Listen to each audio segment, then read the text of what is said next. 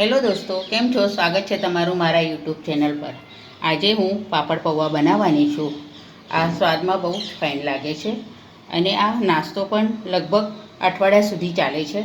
તો તમે પણ આ નાસ્તો જરૂરથી બનાવજો અને આ વિડીયો પણ તમે જોજો। હું હવે સ્ટાર્ટ કરું છું। તો ચાલો મારા કિચનમાં આપણે પાપડ પૌવા બનાવીએ। હવે આ બધું આપણે મિક્સ કરી લઈએ।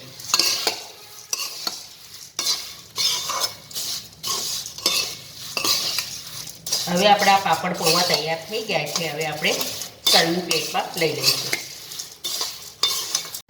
મેં કઢાયું લીધું છે, એ હવે ગેસ પર મૂક્યું છે, ગરમ થઈ ગયું છે। હવે આપણે આ પૌવા નાખીશું। મેં 250 પૌવા લીધા છે। આપણે બટાકા પૌવા બનાવીએ છીએ એ જાડા પૌવા મેં લીધા છે। હવે એને આપણે 5 મિનિટ માટે ધીમા તાપે શેકી લઈશું। આપણા પૌવા શેકાઈ ગયા છે। આ રીતના હાથમાં લઈને આ રીતના ચૂરો થાય એટલે સમજી લેવાનું કે આપણા પૌવા શેકાઈ ગયા છે। હવે આપણે એને તળી લઈએ। મેં 6 અડદના પાપડ લીધા છે, એ તળી લીધા છે। હવે આપણે આ પૌવામાં ક્રશ કરીને નાખીશું। આ રીતના હાથેથી ક્રશ કરી નાખવાના। બહુ ઝીણા ક્રશ નહીં કરવાના, મીડિયમ રાખવાના સાથે। હવે આ પૌવાને આપણે પાપડ મિક્સ કરી દઈશું પહેલાં।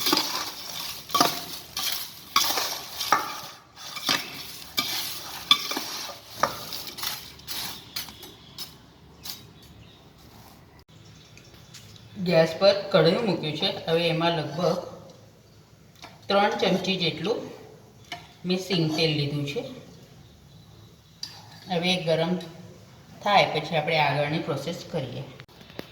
તેલ ગરમ થઈ ગયું છે। હવે આપણે હિંગ નાખીશું। 5 ચમચી જેટલો હિંગ નાખવાનો છે।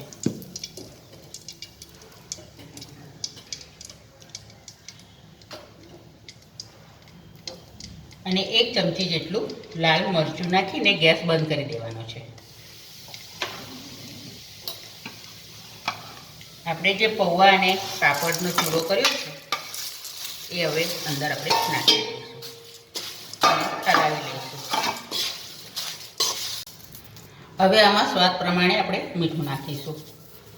પાપડમાં મીઠું હોય છે એ પ્રમાણે આપણે મીઠું નાખવાનું છે। અને 2 ચમચી જેટલી દળેલી ખાંડ નાખવાની છે। જો તમને ના ગમતી હોય તો તમે ના નાખશો તોય ચાલશે। હવે આ બધું આપણે મિક્સ કરી લઈએ।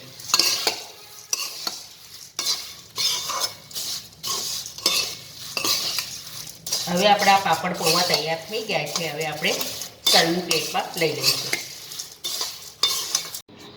તૈયાર છે આપણા પાપડ પૌવા। આજે હું પાપડ પૌવા બનાવ્યા છે નાસ્તામાં ચાલે એટલે। તો આ વિડીયો તમને ગમે હોય તો લાઈક કરજો, શેર કરજો, ચેનલ પર નવા હો તો સબસ્ક્રાઈબ જરૂરથી કરજો।